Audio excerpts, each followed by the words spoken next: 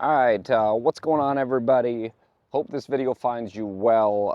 We're going to be going into, I would say, one of my favorite topics in the actual golf swing, and that's going to be width, and more importantly, how the trail arm actually sets our width. And we're going to follow it up with a really cool drill for you. So if you haven't checked out the last video that I did, please click on that link below. Also got a free crash course on understanding impact. Without further ado, let's dive right into it. So one of the biggest things that I would say that I hear in the golf world, and I was taught, especially when I was growing up, is everybody always talked about how to keep my lead arm. They're like, keep your lead arm straight. For me, I personally, I think this is a very uncomfortable place for a lot of people, and it also creates a lot of unnecessary tension in the golf swing when players go in and they try and lock this elbow out, lock the shoulder out, lock the wrist out, and we start to feel like we're becoming, I would say, quite a bit more robotic when we try and do this. So when we look at what creates what, I think one of the first things to comprehend is how the arms and the shoulders actually move together here. So if I take my right arm as an example and I place it here in the backswing, I take my trail arm, I place it here. For me to now get this to here, this arm is going to be swinging more to straight. If I take my trail arm and I create a lot of bend in this, I'm going to have a lot of bend here in my lead arm. So I would say right in here, what we do with the trail, shoulder, elbow, with the arm here is going to have a very large influence in what we do with the lead arm, as opposed to standing here and trying to keep this straight for as long as we can possibly keep it straight.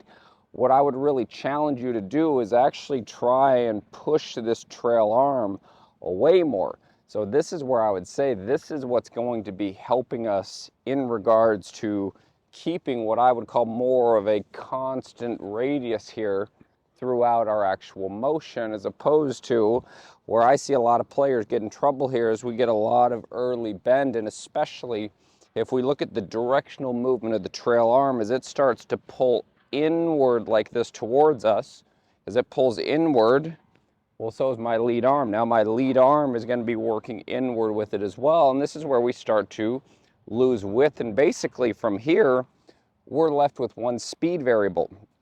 We're left with the hands being able to work the club to create most of our speed, where in actuality, and we look at how the club and the arms work together, these are both working on pendulum theories, in my opinion. So we've got the golf club that actually swings, so the wrists would swing the golf club, and then from here as well, we actually have the swing in what the arms would do.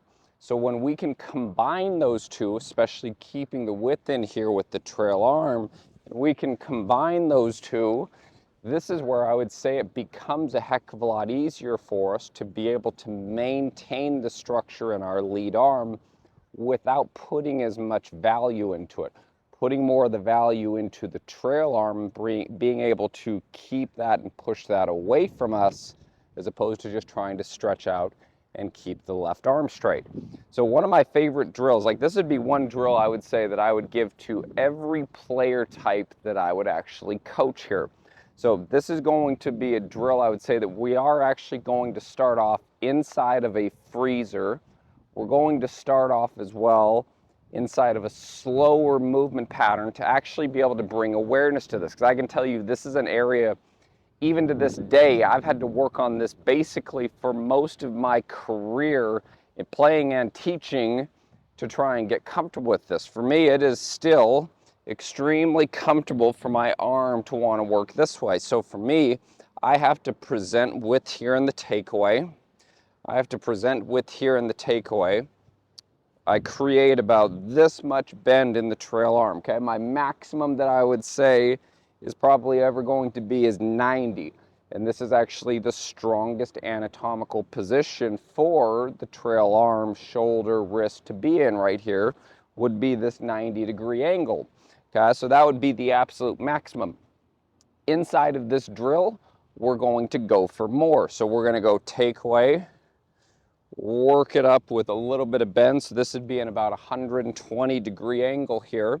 and I'm going to keep this turned to the top, and I might even do this, push it away, come back down and chip, just so that we can start to bring some awareness of knowing what width actually is coming from the trail side, as opposed to just trying to keep the lead arm straight.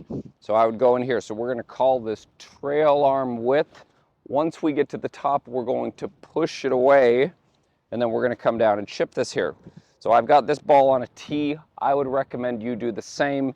Here's how I would get into this in regards to creating this feel here. So I'm in my setup, take away, work it to the top wide, push it away, come down and chip. And now on the through side as well, we want to have the same width here with the trail arm.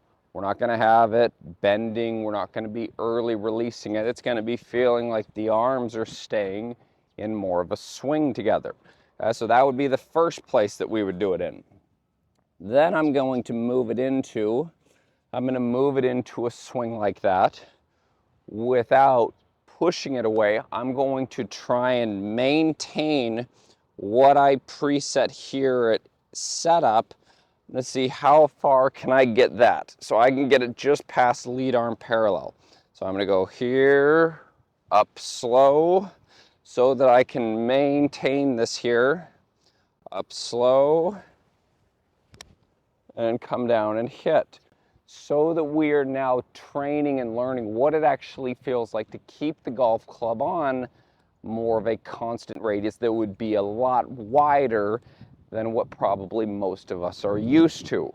The last place that we would do this in is I would do this now in a freezer without pushing it away, and seeing, while I'm staying on center here, working this to the top as far away from me as I can. So what's crazy about this, and I'm sure that you will experience the same thing, this to me feels like my trail arm is here.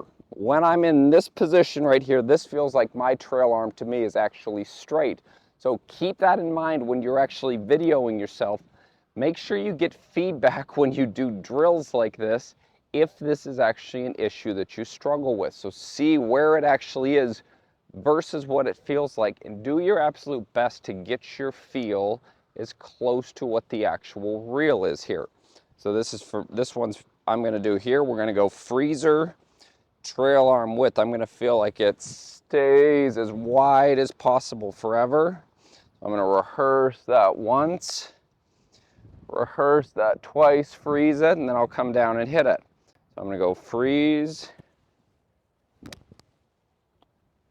and there would be more of that look right there. So that to me felt like that was the widest possible arc that I could have the golf club on while I was maintaining my center there, and the arms were working more around the spine right there. So take this video to heart. One drill that I would highly, highly recommend, literally for any player type right here, is understand how the trail arm controls our width and has a very large factor into the size of the arc that we swing the golf club on. There's a couple drills you can use. Let me know if you have any questions on that. I appreciate you watching. See you next time.